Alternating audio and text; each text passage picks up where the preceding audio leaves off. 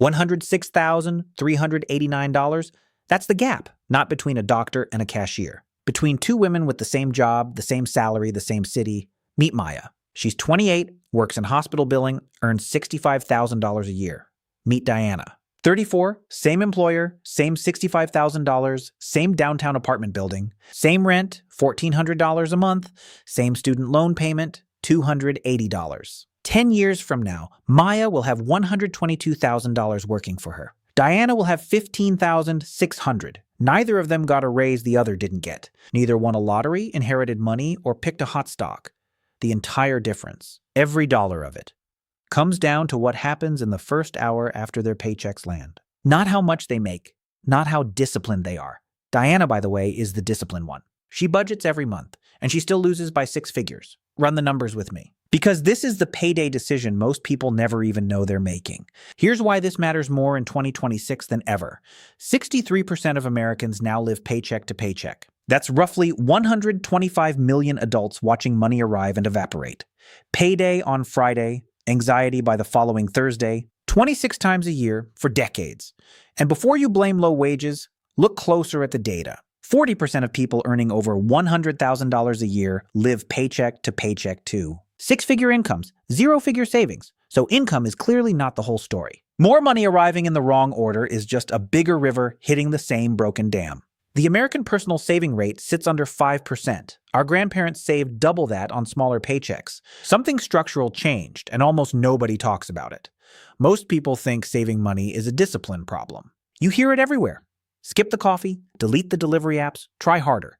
But the research, actual peer-reviewed research from economists, not influencers, says something different. It says the people who build wealth aren't stronger. They aren't smarter. They've simply changed the order in which their money moves. That's it, the order. And the wrong order quietly costs the average earner hundreds of thousands of dollars over a working lifetime. Not in fees, not in bad investments. In a sequence error that repeats 26 times a year, every payday for 40 years. The right order takes about 1 hour to set up once. 1 hour against a 6-figure gap. This video is that hour. Here's what the data shows. Let's keep this fair, because the details matter. Maya and Diana both take home about $4,200 a month after taxes. 2 paychecks of roughly $2,100 each. Same rent, $1,400. Same car insurance, $140. Same student loans, $280. Same phone bill, same groceries, same gym they both forget to cancel. Both got the same 3% raise last year. Both have the same retirement plan available at work. Neither one gambles, day trades, or buys lottery tickets. On paper, their budgets are twins. If you audited their spending categories, you couldn't tell them apart. Now watch payday morning, because this is where the road forks. Diana gets paid on Friday. The money lands in one checking account. Everything in one place. She pays rent first. Responsible. She pays the credit card minimum, the loans, the utilities. Also responsible. Then she tells herself the same sentence millions of people tell themselves. Whatever's left at the end of the month. I'll save. She means it.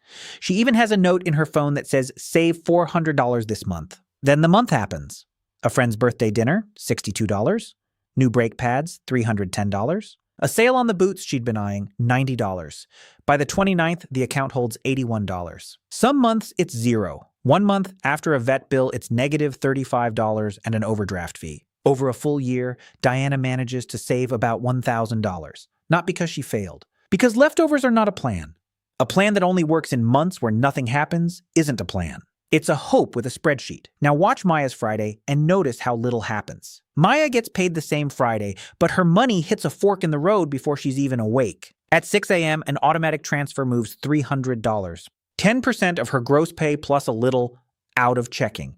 $250 goes into index funds. $50 goes into a high-yield savings account for emergencies. She didn't lift a finger. She set it up once 11 months ago in less time than it takes to watch this video. What's left in checking is what she lives on. Rent, bills, groceries, birthday dinners, even the boots. She spends the rest without guilt because the important money already left. Here's the strange part. Ask Maya how much willpower her system takes and she laughs. 0. She never resists temptation because the money she'd be tempted by is already gone. She never has a good month or a bad month. She has 26 identical paydays a year, and every one of them pays her future $300. Watch a random Tuesday in October. Diana stands in a grocery aisle doing mental math on a $14 difference. Because the 29th is coming and she can feel it, Maya buys the one she wants. Not because she has more money, the salaries are identical, but because her future stopped depending on the grocery aisle 11 months ago. That's what the right order actually buys, not just a balance. Quiet. By December, Maya has $7,800 saved and invested. Diana has $1,000. Same income, same city, same year, a $6,800 gap after 12 months. And compounding hasn't even started swinging yet. Give it 10 years at average market returns, and that gap becomes $106,000. Give it 30, and it passes $800,000. Here's what nobody tells you about that gap. It was never about the money. It was about the order. Section 1. Pay yourself first, the order nobody teaches. The advice itself is old. Pay yourself first.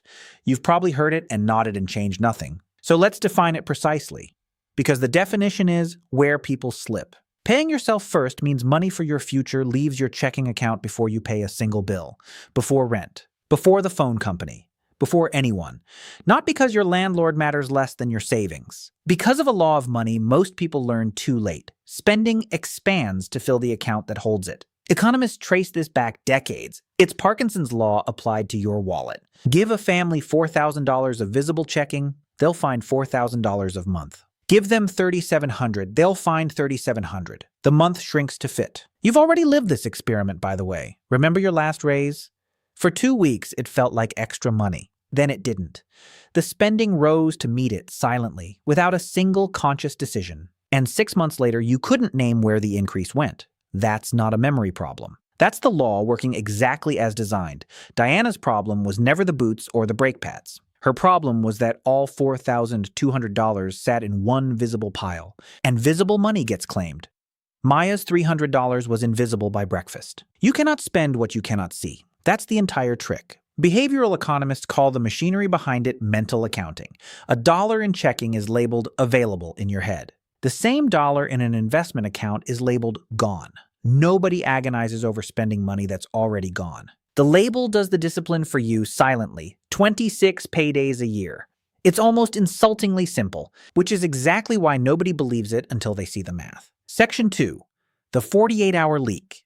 Here's what nobody tells you about payday itself. The most expensive hours of your financial life happen in the first 48 after the deposit lands. Retailers know your pay schedule better than your family does. Payday-timed promotions cluster around the 15th and the last Friday of the month. Car dealerships staff up on payday weekends. A salesman doesn't need you rich, he needs you liquid. Friday afternoon, checking account at its annual maximum. Brain flooded with what researchers politely call the windfall effect. Money that feels new gets spent like it's extra. Diana knows the feeling. Payday Fridays, she'd celebrate. Dinner out, $48. A round of drinks, $35. Weekend shopping, $97. Call it $180. Twice a month, gone within 48 hours of arrival. That's $4,300 a year. 4 times what she actually managed to save. She wasn't reckless the other 28 days. She was normal for 2, and the industry is counting on exactly those 2. Subscription services time their renewal attempts to common pay dates, streaming upgrades, app offers, flash sales. The entire machine synchronizes to the rhythm of American payroll. Your paycheck has a target on it before it clears. The fix isn't becoming a monk. The fix is making sure the future is funded before Friday afternoon ever arrives. Maya celebrates paydays too. Same restaurants, sometimes the same boots. The difference is her celebration spends from an account that already paid her future first. She can empty her spending account to 0 every 2 weeks. The plan survives anyway because the plan never lived there. Section 3. Willpower loses to defaults, the 86% proof. If you only remember one study from this video, make it this one. In 2001, economists Brigitte Madrian and Dennis Shea studied a large company that changed one thing about its retirement plan. Employees used to opt in, check a box to start saving. The company flipped the default. Everyone was enrolled automatically unless they opted out. Same employees, same pay, same plan. Participation among new hires jumped from 37% to 86%. No lecture, no budgeting course, no motivational poster. A checkbox moved, and half a workforce became savers overnight. Vanguard sees the same thing today across 5 million accounts. In plans with automatic enrollment, 94% of workers save. In plans where you must volunteer, 64%. Same humans. 30-point difference. Purely the default. Now be honest about what that means for you. If willpower were the answer, those numbers would be identical. They're not, because willpower is a battery, and modern life drains it by noon. Diana's friend Marcus downloads a new budgeting app every January. He categorizes every latte for 3 enthusiastic weeks. By February, the app is buried next to the meditation one. Marcus has done this for 6 straight years. 6 Januaries of motivation, 6 Februaries of quiet defeat, and a grand total of $900 saved to show for it. Most people blame themselves for this. The data says, stop, you don't have a character flaw, you have a settings problem. The company in that study didn't hire more disciplined employees in the automatic year. It hired the same distracted, busy, tired humans and got 49 percentage points more savers. Make saving the default, and you get to be the 94% without feeling a thing. Section 4, the payday split. 4 accounts, 20 minutes. So here's the system concretely with real numbers. It runs on 4 accounts, and a bank teller can open all of them in 20 minutes. Account 1, bills, rent, utilities, insurance, minimum debt payments, the fixed life. Account 2, future you. This one feeds investments. Account 3, emergencies, a high-yield savings account, and we'll talk rates in a minute. Account 4, everyday spending, groceries, gas, fun, boots. The magic is one rule. The moment your paycheck lands, automatic transfers split it before you touch it. On a $65,000 salary, the split looks like this. Each $2,100 paycheck sends $250 to future you, $50 to emergencies, roughly $1,100 to bills. The rest? About $700. Lands in spending, and you may burn every cent guilt-free. That last part matters. This system isn't a diet. Nothing gets tracked, logged, or confessed. You get one number to live on, and everything behind it is already handled. Can't do 10% yet? Start with 2. $50 a paycheck. That still becomes over $6,000 in 4 years. And more importantly, it builds the pipe. The percentage matters less than the plumbing, because a 2% pipe can be widened in 30 seconds. A 0% pipe doesn't exist to widen. And when Maya opened her accounts, the bank teller asked one question: checking or savings? She said both, plus a brokerage. And the teller had the whole thing running before her lunch break ended. This is not an engineering project. It's a form. Set the transfers for the morning after payday. Every payday, forever. Not the end of the month, the morning after payday. Timing is the system. A transfer scheduled for the 30th is a leftover with a calendar reminder. A transfer scheduled for payday morning is a bill you owe yourself. And it always gets paid because the money is always there on that one day. That's the whole ritual. It happens whether you're motivated, tired, heartbroken, or on vacation. Especially then. Section 5, where the money actually goes. Now, destinations, because moving money to a parking lot isn't wealth either. Start with emergencies. Only 41% of Americans could cover a $1,000 surprise from savings. That's why the $50 per paycheck goes there first, until the account holds 1 month of expenses. Call it $3,500, then keeps building toward 3 to 6 months. Park it in a high-yield savings account. In mid-2026, those pay around 4%. The average big bank checking account pays essentially 0, often a decimal point with 2 zeros after it. On a $10,000 emergency fund, that's the difference between $400 a year and $1. Same dollars, one address change, free money. There is no catch. The big banks simply bet you'll never move it, and for 60% of depositors, they're right. Next, future you. Diana's coworker Carla has done this for 9 years, and her routine is almost boring. If your employer matches retirement contributions, take every cent of the match first. That's an instant 100% return. No investment on the planet reliably doubles your money on day one. This one does, and a shocking number of workers leave it on the table. Hundreds of dollars a year, unclaimed, evaporating. Then her $250 per paycheck buys a broad, boring index fund. The whole market. Tiny fee, no stock picking. Carla checked her brokerage app last Tuesday. $42,000 in change. Built on autopilot. She's been through 2 market drops in those 9 years. Both times, her automatic purchases kept buying while prices were on sale, which is the one investor behavior the professionals envy and the amateurs can't stomach. The automation didn't just save her money, it saved her from herself. No crypto winters, no panic sells, no genius required. And no, you don't need a professional in a suit yet. A financial advisor charging 1% of your assets isn't wrong for everyone. But at this stage, that fee would eat roughly a quarter of your lifetime gains. The index fund doesn't upsell. Run the numbers.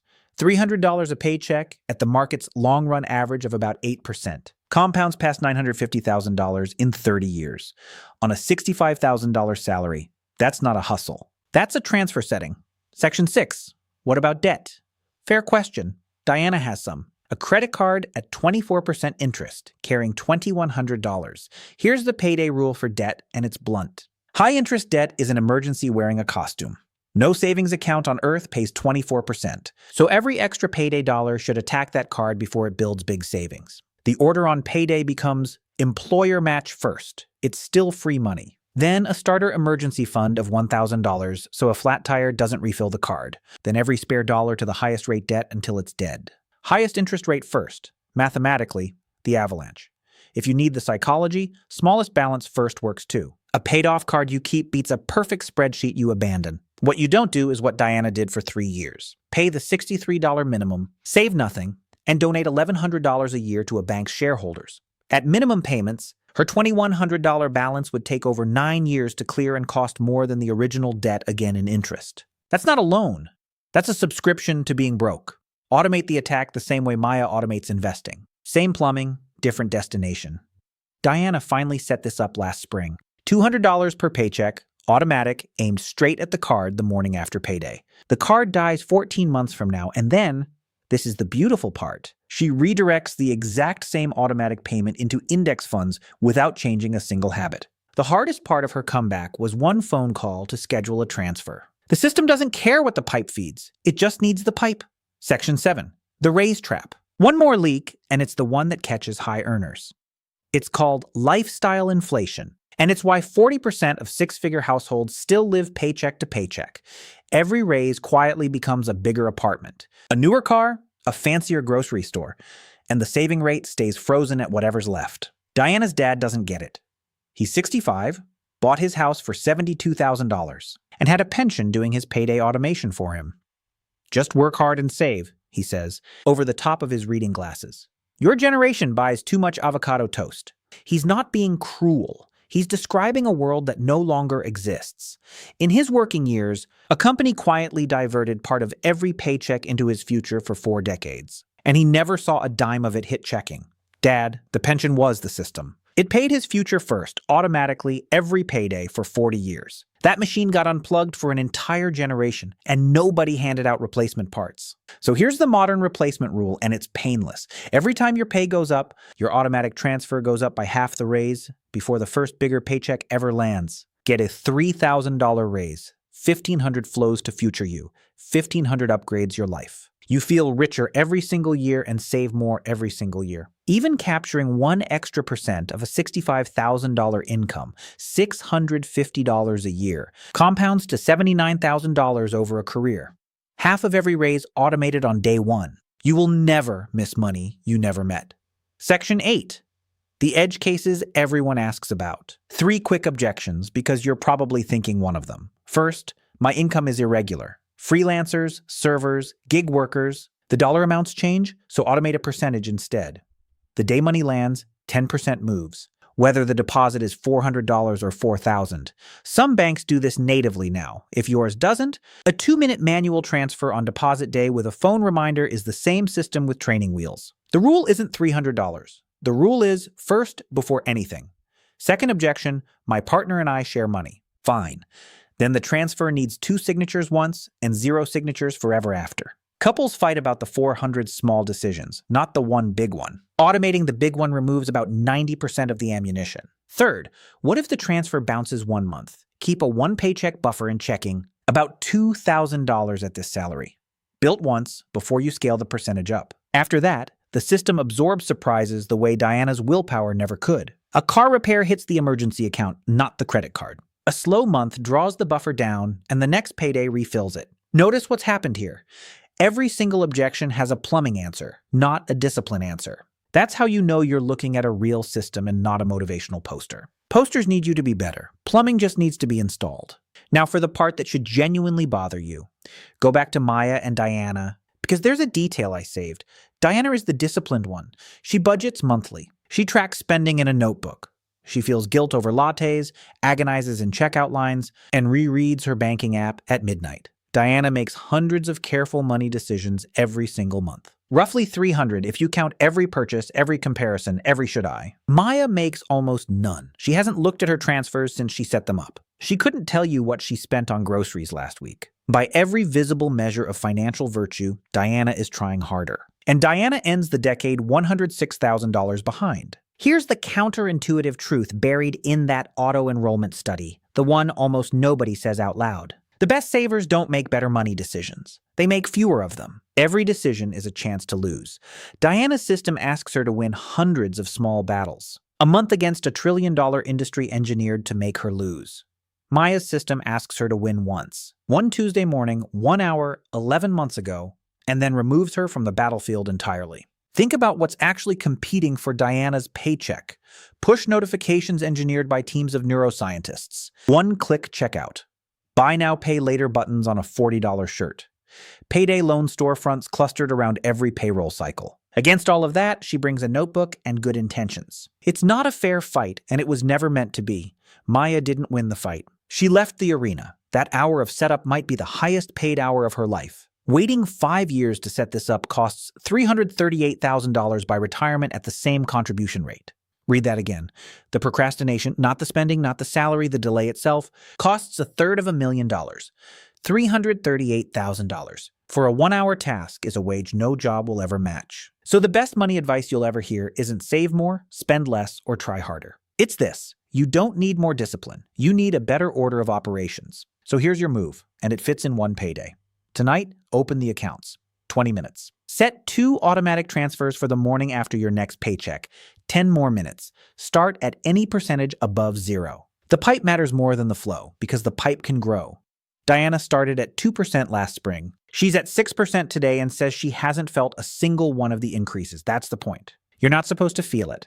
Then live your life and let the default do what willpower never could. 2 accounts and 2 transfers this week beat a perfect plan next year. And if you're wondering about which broker, which fund, which optimization, that's a different conversation and a much smaller one than the internet pretends. The gap between the best index fund and an average one is a rounding error. The gap between automated and not is $106,000. For now, the next time someone tells you they'll start saving when there's money left over, ask them one question. What leaves your account first on payday morning? Their answer will tell you everything about their next 10 years. Maya's answer is $300 every payday before sunrise. Diana's answer used to be nothing, and it cost her 6 figures. Yours gets decided this Friday. Because after everything, the studies, the percentages, the 6-figure gap between 2 identical salaries, it all collapses into one sentence. Wealth isn't built by what's left over. It's built by what leaves first.